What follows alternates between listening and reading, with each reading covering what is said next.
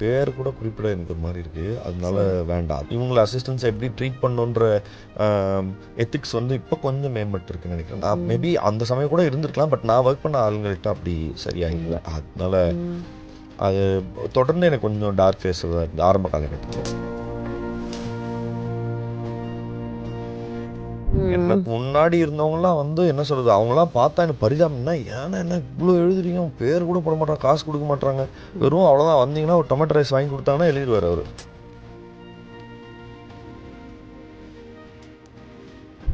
ரைட்டருக்கு எதுக்குடா சம்பளம்னு சொல்லி பேசினவங்களும் நான் கேட்டுக்கிறேன். புஷ்கர் காயத்ரி வந்து அவ்வளோ பெரிய படத்துக்கு வந்து உள்ளுக்குள்ளேயே டீம்லேயே சில பேர் சொல்கிறாங்க, வேண்டாம் சின்ன பையனாக இருக்க என்னத்தை பண்ண போகிறான்னு சொல்லி சொன்னாங்க. அவங்களோட நம்பிக்கை தான் வந்து எனக்கு இப்படி ஒரு வாய்ப்பு. என்கிட்டே சொல்லிட்டாங்க, என்ன தைரியத்தில் படம் எடுக்கிறீங்க, உங்களை வச்சு யாரு அப்படின்னு சொல்லி எங்கிட்ட. இது வந்து வேற ஏதோ அரசல் புரசலாக வந்ததில்லை, என்கிட்ட ஓடாதுங்க அப்படின்னு சொன்னாங்க. தினமலர் வாசகர்கள் அனைவருக்கும் இனிய சுதந்திர தின நல்வாழ்த்துக்கள். இன்னைக்கு நம்ம கூட பேச போறவங்களை பற்றி சொல்லணும்னா, தன்னோட எழுத்துக்களாலும் நடிப்பாலும் ஒரு அழகான இடத்தை தமிழ் சினிமாவில் பிடிச்சிருக்கக்கூடிய நடிகர் மணிகண்டன் கிட்ட பேசலாம். வணக்கம் மணிகண்டன். வணக்கம்க்கா. எப்படி இருக்கீங்க? நல்லா இருக்கேன், நீங்கள் எப்படி இருக்கீங்க? சூப்பராக இருக்கேன். ஸோ சுதந்திர தினத்துக்கும் நம்மளுக்கும் கண்டிப்பாக ஒரு கனெக்ஷன் இருக்கும். ஒரு ஸ்கூலில் படித்தாலும் காலேஜில் படித்தாலும் சின்ன வயசுலேருந்து ஒரு மெமரிஸ் நமக்குள்ளே இருக்கும். உங்களுக்கும் சுதந்திர தினத்துக்கும் ஏதாவது ஸ்வீட் மெமரிஸ் இருக்கா? நிறைய இருக்கு. என்னன்னா, தாயின் மணிக்குடி சாங் இருக்குல்ல, அதுக்கு வந்து டான்ஸ் ஆடுவாங்க. நம்மளுக்கு டான்ஸ் வராது, அதனால அந்த முன்னாடி வந்து மார்ச் பாஸ்ட் பண்ணிட்டு போற ஒரு குரூப்ல வந்து என்ன பின்னாடி நிக்க வச்சிருவாங்க. ஸோ அதுக்கு ரிஹர்சல் சொல்லிட்டு ஒரு என்ன சொல்றது, ஒரு 10 நாள் கிளாஸ் கட் அடிக்கலாம். சுதந்திர தினம் பற்றி எவ்வளோ நல்ல நல்ல விஷயங்கள்லாம் இருக்குது, எவ்வளோ அல்பமாக சொல்கிறேன் பாருங்க. பட் என்ன சொல்கிறது, ஃபார் எனி ஒரு கண்ட்ரியோட சிட்டிசன்னா அது வந்து ரொம்ப மெமரபிள் டே தான். சின்ன வயசுல இந்த ஸ்கூல் நினைவுகள் எப்படியோ அது மாதிரி வீட்லயும் சில பேர் வந்து கொடியேற்றுறதுலையா இருக்கட்டும், அப்பா வந்து நம்மளுக்கு ஒரு பெரிய இன்ஸ்பிரேஷனாக இருந்திருப்பாங்க. கொடியேற்றுற பழக்கங்களாக இருக்கட்டும், காலையில் ஸ்கூலுக்கு அன்னைக்கு ஏர்லியாக எந்திரிச்சு போகிறதா இருக்கட்டும், யூனிஃபார்ம்லேருந்து ஒரு புதுசான நமக்கு ஒரு பெரிய புத்துணர்ச்சி கொடுக்கக்கூடிய விஷயம். ஃபேமிலி பற்றி எனக்கு சொல்லுங்களேன். அப்பா அம்மா.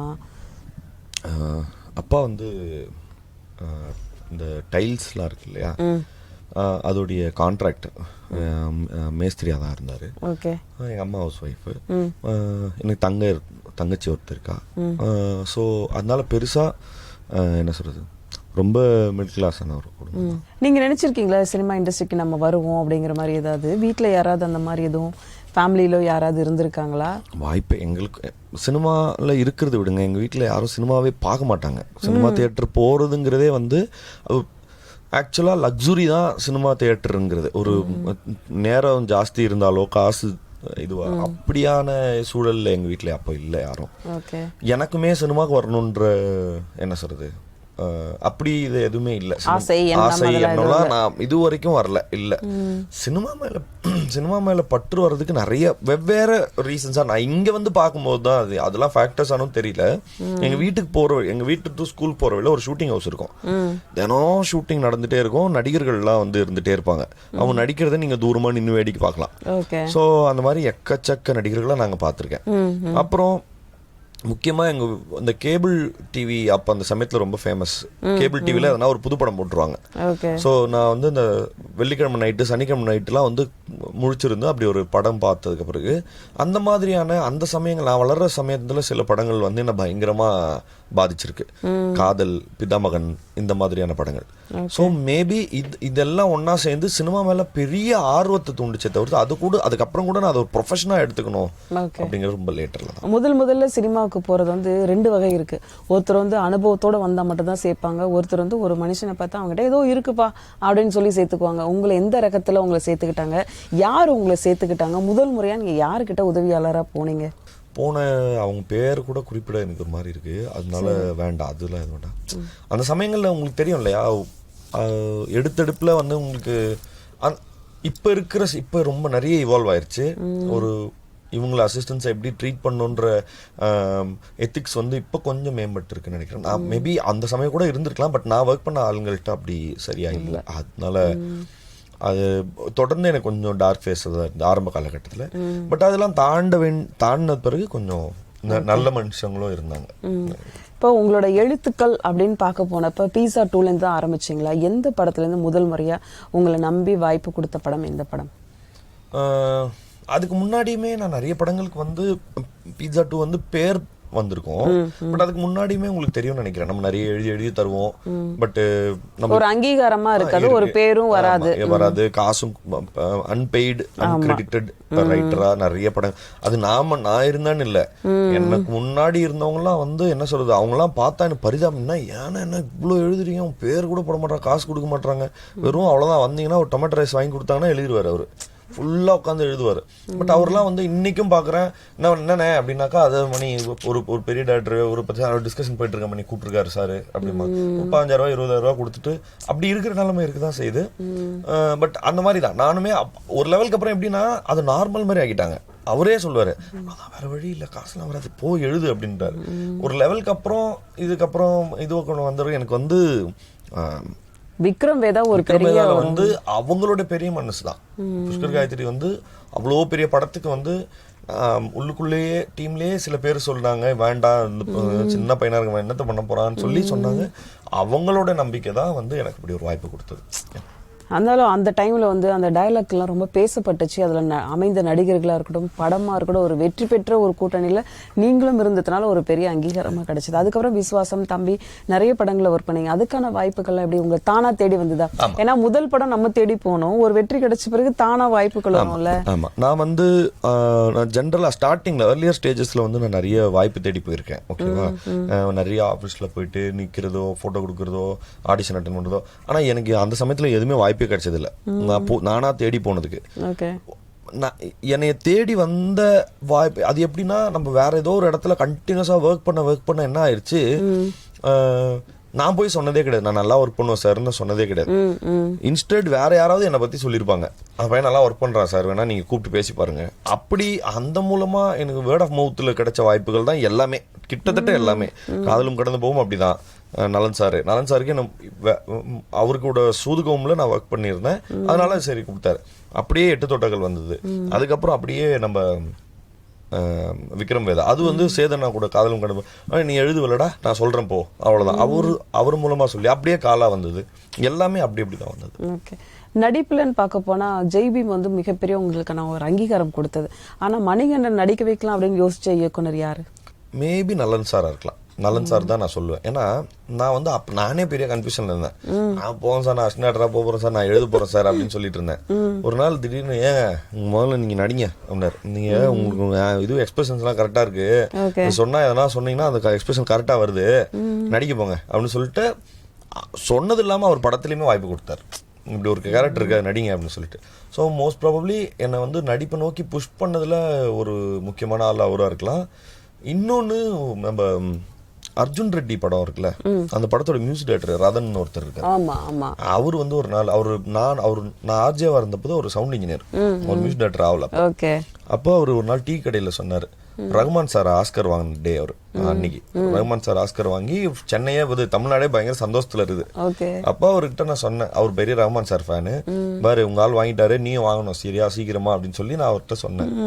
ஆமாயா நீயும் வாங்கியா அப்படின்னாரு. நான் மிமிகிரி ஆர்டிஸ்டா ஆர்ஜே, நான் என்ன பண்ணுவேன் அப்படின்னு சொன்னேன். அப்போ அவர் சொன்னார், நான் அதோட நிறுத்த போறியா நீ அப்படின்னாரு. நான் கேட்கறேன் உங்க லைஃப் என்ன, அவ்வளவுதான் அதோட ஸ்டாப்பா அப்படின்னாரு. நான் அப்படியே அந்த டீயை வந்து என்ன இப்படி சொல்றாரு, வேற என்ன பண்ண சொல்றேன்னு, நான் வந்து இது பண்ணும்போது வேற யாராவது சொல்லி காமிக்கும் போது நல்லா நடிக்கிறையா, பேசாம அதுக்கு ட்ரை பண்ணேன். ஸோ மோஸ்ட் ப்ராபப்லி இவங்க 2 பேரும் இருக்கலாம். எழுத்தாளர்கள் பொதுவாகவே வந்து மலையாள சினிமாக்கள்லாம் ரைட்டர்ஸ் நிறைய பேர் இருக்காங்க அப்படி சொல்றாங்க. தமிழ்ல முன்னாடி இருந்தாங்க, 70s 80s நிறைய பேர் இருந்தாங்க, பாரதி ராஜா காலத்துல வரைக்கும். ஆனா இப்போ அந்த எழுத்தாளர்கள் குறைஞ்சிட்டாங்க அப்படிங்கிற ஒரு குற்றச்சாட்டு இருக்கு. நீங்க ஒரு ரைட்டரா இருக்கீங்க, இதை எப்படி நீங்க பாக்குறீங்க? ரொம்ப நேரடியா இது வந்து யாரையோ தனிப்பட்ட ஒருத்தரை குற்றம் சாட்டுறதா இல்ல. இங்க வந்து இப்ப நீங்க வந்து ஒரு படத்துக்கான இது பட்ஜெட் போடுறாங்கன்னு வச்சுக்கோங்க. ஜென்ரலா இப்ப இவங்க பேர்ல இது, இவங்களுக்கு இவ்வளவு, அந்த காலம்ல ரைட்டர்னு ஒன்னு கிடையவே கிடையாது. ஒரு எழுத்தாளருக்குன்னு சொல்லி இப்ப நான் அப்படி ஒரு டிபார்ட்மெண்ட்டை இன்க்ளூடே பண்ண மாட்டேங்கிறாங்க. சோ அப்புறம் இன்னொன்னு, நீங்க நிஜமா ஸ்கிரீன் ரைட்டிங் தெரிஞ்ச நீங்க என்ன சொல்றது, வேற ஃபார்மேட்ஸ்லாம் நிறைய ரைட்டர்ஸ் இருக்காங்க, அதுல வந்து குறை இல்ல. பியூர் லிட்ரேச்சர்ல இருக்கிறவங்களா நிறைய பேர் இருக்காங்க. பட் ஸ்கிரீன் ரைட்டிங்கை நல்லா தெரிஞ்ச ஆட்கள் வந்து ரொம்ப முக்கியமா ஒரு படம் நம்ம கிட்ட இருந்து என்ன டிமாண்ட் பண்ணுதுங்கிறது சரியான சென்ஸ்ல புரிஞ்சுக்கிற அவங்க கொஞ்சம் கம்மியா இருக்காங்க. இப்போ நீங்க ஒரு ரைட்டரா இருக்கிறதுனால இந்த கொஸ்டின் கேட்கிறேன். எழுத்தாளர்களுக்கு முக்கியமான ஒரு தேவை, அங்கீகாரம், இல்ல வந்து திரைத்துறையில கவனிக்கப்பட வேண்டிய விஷயங்கள் முக்கியமா ஒரு 2 பாயிண்ட் எங்களுக்கு சொல்ல முடியுமா? சம்பள ரீதியாவோ இல்ல அவங்களுக்கான ஒரு அங்கீகாரமாவோ? ரெண்டுமே இல்லை. நான் இதுக்கு வந்து பெருசா நான் வேற எங்க கேள்விப்பட்டதெல்லாம் சொல்லல. நான் என்னுடைய இதுல இருந்தே சொல்றேன். இது ரெண்டுமே இருந்ததில்லை. இருந்திருந்தா அந்த டிபார்ட்மெண்ட் ஒரு பெரிய ஃபேஷனபிள் ஜாப் மாதிரி மாறி அது இந்நேரத்துக்கு அதுல வந்து நிறைய பேர் வந்திருப்பாங்க. அது இல்ல. நீங்க வந்து உங்களை ரைட்டருக்கு எதுக்குடா சம்பளம்னு சொல்லி பேசினவங்கள நான் கேட்டிருக்கிறேன். அதனால இன்னைக்கு அது அவ்வளவுதான். நீங்க நம்மளுடைய தரம் எங்க இருக்குன்றது நம்ம பார்த்தோம். வெற்றிமாறன் சார் எல்லாம் பாத்தீங்கன்னா நிறைய கதைகளை வாங்கி படம் பண்றாங்க. அப்படி இருக்கும்போது இப்ப எழுத்தாளர்கள் தேவை இன்னும் அதிகமா தானே இருக்கணும். புத்தகங்களை நான் மறுபடியும் சொல்றேன். இப்ப நீங்க லிட்ரேச்சர்ல நம்மளுக்கு குறை இல்லைங்க, நிறைய பேர் இருக்காங்க, ஓகேங்களா. பட் திரைக்கதை ஆசிரியர்களை பத்தி சொல்றேன். சினிமாவுக்காக ஒரு கிராமர் எழுதணும், சினிமாவுக்குன்னு ஒரு மீடியம் இருக்கு, அந்த மீடியம் புரிஞ்சுக்கிட்டு எழுதுறவங்க இல்லைன்னு சொல்றேன். அப்படி எழுத வர்றவங்களுக்கு சினிமால வந்து ஒரு ஒரு ஒரு ஃப்ளெக்சிபிலிட்டி பண்ணி கொடுக்கணும், ஒரு வசதிகள். நீங்க அதை ஒருத்தன் எழுத வரான்னா அவனுக்கு உண்டான அங்கீகாரமோ சம்பளமோ இருந்தா மட்டும்தான் அந்த வேலையை செய்யும். நீங்க நினைக்கிற மாதிரி சாதாரணமான வேலை இல்லை அது. நீங்க உட்காந்து லிட்டரலா பெரிய பெயின் ஒரு நாளும் தலைவலி வந்துடும். இது என்ன பண்றதுன்னா கிட்டத்தட்ட நின்றுடும். ஸோ அதை நீங்க பண்றதுக்கான சம்பளமோ அங்கீகாரமோ இல்லைன்னா எதுக்கு ஒருத்தன் வேலை செய்யணும்? பண்ண மாட்டேன். எழுத்தாளருக்கா நீங்க முதல் முறையில வாங்க சம்பளம் ஏதாவது ஞாபகத்துல இருக்கா? டைரக்டர் பேர் தான் ஞாபகம் இருக்கு, பட் ஆனால் பேர் வேண்டாம். அவரோட படத்துல டிஸ்கஷன் போவேன், வந்து 200 rupees ஒரு நாளைக்கு தான். ஒரு நாளைக்கு 200 ரூபா தருவாரு. அதுல வந்து எப்படின்னா 10 நாள் டிஸ்கஷன் போனோம்.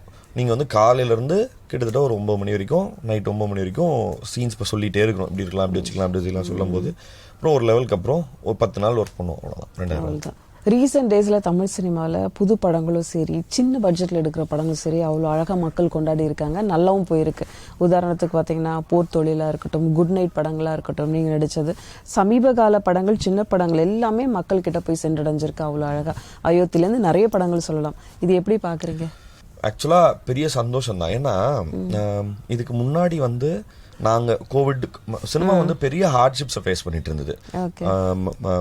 நிறைய டாக்ஸிங்ல இருந்து டிக்கெட் ப்ரைஸோட டாக்ஸு, இது அப்புறம் கோவிடு ஷட் டவுனு, இது மாதிரி நிறைய எக்கச்சக்க ஹார்ட்ஷிப்ஸுக்கு அப்புறம் வந்த பிறகு நிறைய இல்லை தேட்டர் வேலைக்கு ஆகாது எங்கிட்டே சொல்லிட்டாங்க. என்ன தைரியத்தில் படம் எடுக்கிறீங்க, உங்களை வச்சு யாரு அப்படின்னு சொல்லி எங்கிட்ட, இது வந்து வேற ஏதோ அரசல் புரசலாக வந்ததில்லை, எங்கிட்ட ஒர்க் ஆகாதுங்க, ஓடாதுங்க அப்படின்னு சொன்னாங்க. ஸோ இது வந்து எனக்கு என்னன்னா பெரிய ஹோப் எங்களுக்கு வந்து. இப்போ குட் நைட் எல்லாம் வந்து நீங்க வந்து தெரிஞ்ச முகங்கள், அரல்ஸ் புகழ்பெற்ற முகங்கள்னு எதுவும் லிட்ரலாக எதுவுமே கிடையாது. புகழ்பெற்ற டெக்னீஷியன்ஸ்னு யாரும் கிடையாது. பட் எங்க இவரை தவிர்த்து, மியூசிக் டைரக்டர் ஷான் ரோல்டனை தவிர்த்து யாருமே கிடையாது. எல்லாம் சின்ன சின்ன ஆர்டிஸ்ட் தான். பட் அப்படி இருந்தும் ஜனங்க வந்து மக்கள் வந்து அதை வந்து அவ்வளோ சந்தோஷமா வந்து அவங்க குடும்பம் போல ஏத்துக்கிட்டது வந்து எங்களுக்கு இன்ஃபேக்ட் இன்னும் உத்வேகத்தையும் நம்பிக்கையும் தான் தருது. அப்படியே ஒரு கான்ட்ராஸ்டான படம் மத்தகம். அதுல வந்து நீங்க முதல் முறையா வில்லனா நடிக்கிறீங்க அப்படிங்கறது கேட்டோடனே எனக்கு பயங்கர சர்ப்ரைஸா இருந்தது. அதுல கமெண்ட்ஸ் எல்லாம் படிச்சா மணிகண்டனோட டைம் ஸ்டார்ட், நாங்க வந்து வேற லெவலுக்கு மணியை பாக்குறோம், அவர் வந்து வில்லனா நடிக்கிறாரு, ஜிவிஎம் பிளஸ் மணி காம்பினேஷன் அப்படின்லாம் போட்டு பயங்கரமா எல்லாரும் பேசியிருந்தாங்க. ஸோ வில்லனா நடிக்கிற எக்ஸ்பீரியன்ஸ் எப்படி இருந்தது உங்களுக்கு, சொல்லுங்க. ஃபர்ஸ்ட் டைம் வந்து பிரசாத் சார் வந்து எனக்கு இது சொன்னாங்க. சொன்ன உடனே நான் அவர்கிட்ட சொன்னேன், வேற என்ன ஆர்டிஸ்ட் போட்டுங்க, இது எனக்கு ஒர்க் ஆகாது, நான் ரொம்ப முகமாவே எனக்கு வந்து அவ்வளோ பேண்ட்வித் இல்லை அப்படின்னு சொன்னேன். பட் சார் தான் ரொம்ப இன்சிஸ்ட் பண்ணாங்க, இல்லை இது நீங்கள் பண்ணுங்க, இல்லைன்னா உங்களை விக்டிம் ஜோன்ஸ்குள்ளேயே அந்த கதைகளுக்குள்ளேயே ரெஸ்ட்ரிக்ட் பண்ணிடுவாங்க அப்படி சொன்னோன்னே எனக்குமே ஆக்சுவலாக எனக்கு பண்ணணும்னு உள்ளுக்குள்ளே வந்து பயங்கர ஆசை. பட் இருந்தாலும் போட்டு பார்ப்போம், நீங்கள் வேற யாராச்சும் பண்ணிங்கன்னு சொல்லிட்டு சொன்னோன்னே சார் தான் பயங்கர பிடிவாதமாக இருந்தார்.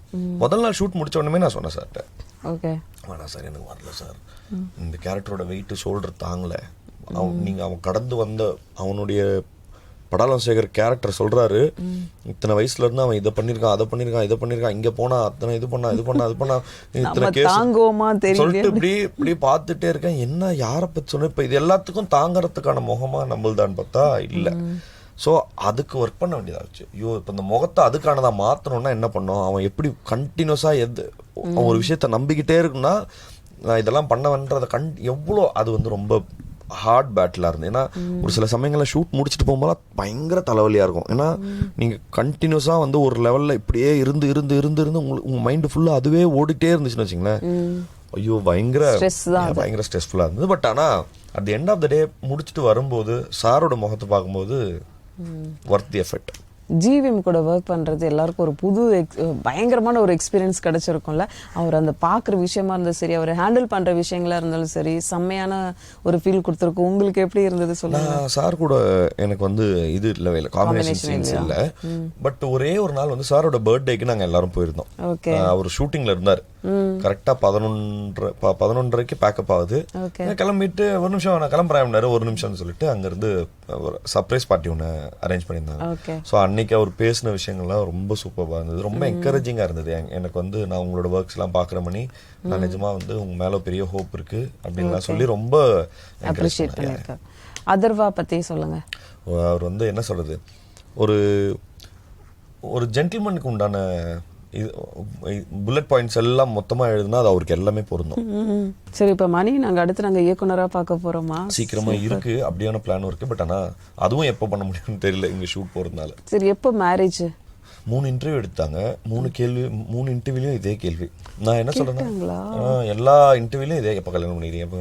நான் தான் சொன்னது, அவ்வளோ சீரியஸா எடுத்துக்க போற விஷயமே கிடையாது. வண்டி என்ன சொல்றது, ஸ்டார்ட் பண்ணியாச்சு, அவ்வளவுதான், போயிட்டே இருக்கு. பெட்ரோல் நின்னுச்சுன்னா இன்னொரு பங்க்ல போய், இது வந்து நார்மலான நிகழ்வு தானே இது. குட் நைட்டுக்கு அப்புறம் படம் வந்து 2 கோடி ரூபாய் சேலரி நீங்க மாத்திட்டீங்கன்னு சொன்னாங்க. நீங்க சரி, நீங்களே சொல்லுங்க ஓகேங்களா. அதாவது ஃபர்ஸ்ட் ஆஃப் ஆல் ஒரு 2 விஷயம். நான் வந்து அது வந்து எனக்கு அடுத்தடுத்து படம் பண்ற ப்ரொடியூசர்ஸ் கிட்ட நீங்க எப்படி இருந்தாலும் பேட்டி எடுக்க போறீங்க. கண்டிப்பா நீங்களே அது உண்மையா பொய்யான்றது, ஏன்னா நான் சொன்னேன்னா நீ பொய் கூட தான் சொல்லலாம், அவங்க கிட்டே கேட்டுங்க. 1. 2வது, யாரும் எனக்கு வற்புறுத்தி எனக்கு இவ்வளவு சம்பளம் கொடுங்கன்னு சொல்லி கேட்டு நான் ஒருத்தவங்களை மிரட்டி எனக்கு சம்பளம் கொடுங்கன்னு யாரை வச்சுமே படம் பண்ண முடியாதுங்க. கரெக்டா? அவங்க இஃப் இன் கேஸ் நான் வந்து என்னோட சம்பள தொகையை சொல்லி அவங்களுக்கு ஓகே இதெல்லாம் ஒத்து வந்தா மட்டும்தான் ஒரு சினிமா வந்து அரங்கேறும். ஓகே சார், மற்றபடி வந்து நீங்க சம்பளத்தெல்லாம் ஏத்தல, ஒரு தவறான தகவல். தவறான தகவல் அல்ல, பொய். 2த்துக்கும் வித்தியாசம் இருக்கு. தவறுக்கும் பொய்யுக்கும் வித்தியாசம் இருக்கு. அதான் ஒரு எழுத்தாளருங்கிறது. அந்த ஜேபி மோரே போன்ற படங்கள்ல ஒரு புரட்சிகரமான ஒரு விஷயங்கள்லாம் நடிக்கிறது இருக்கு இல்லையா, அந்த படம் பெரிய அளவுக்கு பேசப்பட்டது. இந்த புரட்சி நடிகரா நீங்க எடுக்கிற சில ரோல்ஸ் பத்தி எங்களுக்கு அது மட்டும் கொஞ்சம் சொல்லிடுங்களா. அது பிளான் பண்ணி எடுக்கிறது இல்லை. ஜென்ரலா நம்ம நான் இல்லை, நீங்களா இருக்கட்டும் யாரா இருக்கட்டும், இப்படி நாட்டில் இப்படி ஒரு நிகழ்ச்சி ஐயோ அப்படின்னு சொல்லுவோம்ல, என்னங்க இப்படி சொல்றீங்க, ஐயோ நிஜமா வாங்கன்னு சொல்லி பரிதாபப்படுறோம்ல, அந்த மனசு வந்து இப்படியான ஒரு கதையை எடுக்கும்போது என்ன சொல்றது, அது அதோட இசைந்து போயிருது, அவ்வளோதான். அது வந்து நம்ம புரட்சியான கதைகளை எடுக்கணுன்ற, அப்படி பார்த்தீங்கன்னா இப்போ குட் நைட்டுமே வந்து அதுக்கு ஈக்குவலண்ட்டான புரட்சிகரமான நிறைய விஷயங்களை சொல்லியிருக்கு. ஓகேங்களா? ஒரு குழந்தை இல்லாத தம்பதிகளுடைய முக்கியமாக அவங்க வந்து ஒரு என்ன சொல்றது, சாதகத்தின் பேரை ஜாதகம் எப்படி இருக்கு அப்படி இருக்குன்னு சொல்லி அவங்கள எப்படி இது பண்ணப்படுறாங்க, அவங்க மன உளைச்சலுக்கு ஆளாக்கப்படுறாங்கன்றதா இருக்கட்டும், ஆர்எல்ஸ் அது வந்து முக்கியமாக ஒரு பெண் வந்து இன்னொரு பெண்ணுக்காக எதிர்த்து நிற்கிறதா இருக்கட்டும், எக்கச்சக்க விஷயங்கள் வந்து அந்த படத்தில் ரொம்ப ப்ரோக்ரெசிவாகவே பேசப்பட்டிருக்கு. ஒரு வேலை செய்கிற இடங்களில் ஒரு பொண்ணுக்கான பாலியல் சுரண்டலுக்கான இதுவை பற்றியோ எக்கச்சக்கமான விஷயங்கள் அது பேசியிருக்கு. என்டையராக இதுல வந்து இது புரட்சிகரமாக ஏதாவது சொல்லணும் கண்டினியூ இதில் இல்லையாப்பா, என்னப்பா 2 சேருங்கப்பான்றதுலாம் ஐடியா இல்லை. நம்ம ஜென்ரலாக அன்றாட வாழ்க்கையில் வந்து இப்படி ஐயோ என்னங்க சொல்கிறீங்க, நம்மளால் பண்ண முடியாத ஒரு களத்தில் எதுவும் பண்ண முடியாத ஒரு விஷயம் இருக்குல்ல, அட்லீஸ்ட் நம்மளால ஏதாவது சொல்லி ஆக வேண்டி இருக்குங்க. மணி, உங்களோட நீங்க எடுக்கிற ஸ்கிரிப்டா இருக்கட்டும், உங்களோட எழுத்துக்களா இருக்கும், அவ்வளோ ஒரு அழகான ஒரு பாதையில போயிட்டு இருக்கீங்க. அதுக்கு முதல்ல பெரிய விஷஸ் எங்களுக்கு. நீங்க ஏதாவது உங்களை நேசிக்கிற, உங்களோட எழுத்துக்களை நேசிக்கிற மக்களுக்கு, ரசிகர்களுக்கு சொல்லணும்னு நினைக்கிறது? ஒண்ணுதான், முதல்ல நான் நன்றி தவிர்த்து எதுவுமே எனக்கு பெருசாக சொல்றதுக்கு இல்லை. ஏன்னா நான் நிறைய இடங்களில் சொல்லியிருக்கேன், இருந்தாலும் சொல்கிறேன். வேற ஒரு கண்டினியூஸாக வந்து வெறும் டவுட்டை மட்டுமே மைண்டில் சுமந்துட்டே இருந்த ஒரு மனசுக்கு வந்து அக்செப்டன்ஸை விட பெரிய சம்பாத்தியம் எதுவுமே கிடையாது. இவங்க சொன்ன 2 கோடி ரூபாயோ ஏதோ, நான் அதை சம்பாதிக்கலாம் வரல. ஃபஸ்ட்டு முதல்ல நான் இந்த மனசு வந்து வெறும் ஏக்கத்தை மட்டும், ஐயோ நம்மளுக்கு சரியாக நடிக்க வருமா, தெரியுமா, ஒத்துக்குவாங்களா, இவங்களாம் ஜனங்களாம் ஏற்றுக்குவாங்களாங்கிற இடத்துக்குள்ள நீ நல்லா நடிக்கிறேன்னு சொல்லி ஒரு எதிர்குரல் வந்துச்சுனாலே எனக்கு போதும். முதல்ல அப்படி வந்த குரலுக்கு ரொம்ப நன்றி. ஆல் தி வெரி பெஸ்ட் மணி. இன்னும் நீங்கள் நிறைய உயரத்தை தொடரணும். தமிழ் சினிமாவில் உங்களுக்கான ஒரு பேரும் அடையாளமும் எங்களுக்கு காத்திருக்கு. Thank you. All the very best. ரொம்ப நன்றிக்கா.